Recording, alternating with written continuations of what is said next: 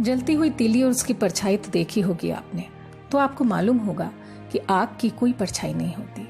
आग सिर्फ होती है जो झुलसा भी सकती है तो गर्माहट भी दे सकती है। इन दिनों कुछ विश्लेषकों के आलेख वायरल हुए जिनमें कुछ जलते हुए सवाल भी हैं। कहीं से भी उपजे हों, किसी भी धारा के हों, सवाल तो सवाल है, लेकिन जवाब तर्क से नहीं तथ्य से देने की कोशिश करते हैं, क्योंकि उलझने और सुलगने की बजाय सुलझना ही ठीक रास्ता लगता है हमें। वैज्ञानिक कसौटी भी यही है। विज्ञान सवाल पर सवाल खड़े करता है जब तक तह में नहीं पहुंच जाए, नतीजा जो भी निकले। पहला सवाल, कहा गया कि चीन में पाए गए शुरुआती 43 कोरोना संक्रमित मरीजों में से 13 वुहान से बाहर के थे, जिनका वुहान के मरीजों या वहां के छोटे भीड़ भाड़ वाले वेट मार्केट से, जहां तरह तरह के जीव जंतुओं का मांस बिकता है, उससे कोई संबंध नहीं था।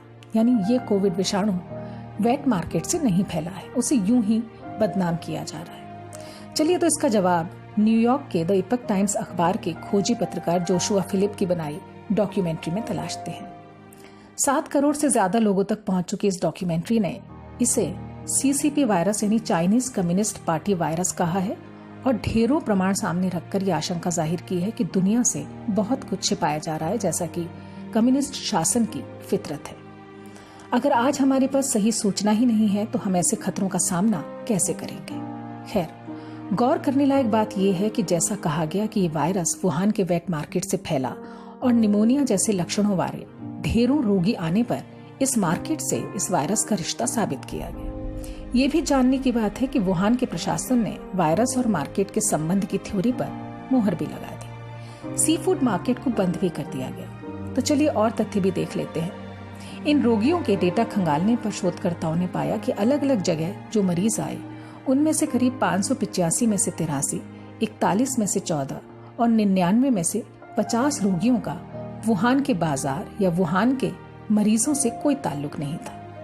यानी अब इशारा इस तरफ था कि वायरस की जड़ें वेट मार्केट नहीं कहीं और थी, मगर कहां ये किसी को नहीं मालूम।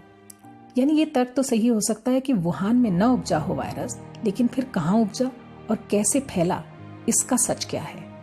और अगर चीन सूचनाएं छिपा रहा है तो ये पूरी दुनिया के लिए, आगे के लिए भी खतरनाक है। सूचनाएं छिपाने का गुनाह किसी भी देश को नहीं करना चाहिए। सवाल अभी उठता है कि क्या ये वायरस खुद पैदा हुआ या इसे बनाया गया। चलिए, अगली कड़ी में इस बारे में करेंगे बात तथ्यों के साथ।